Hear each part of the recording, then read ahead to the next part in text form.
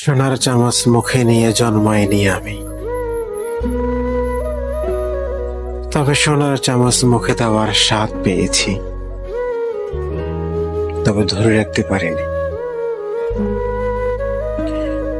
কিছুটা সময় যাওয়ার পর সেই সোনার চামচের ঘ্রাণটুকু হারিয়ে ফেলেছি। ব্যস্ত হয়ে পড়েছি অক্লান্তকর পরিশ্রমের মধ্য দিয়ে নিজের জীবন প্রতিষ্ঠিত করার সংগ্রামে। সেই সংগ্রাম এখনো চালিয়ে যাচ্ছি, শেষ হবে না কখনো, যতদিন না সফল হতে পেরেছি। চাইনি চলতে কখনো পরিবারের দয়, চলতেছি আজ আল্লাহ তাআলার অশেষ মেহেরবানি এবং তার কৃপায়।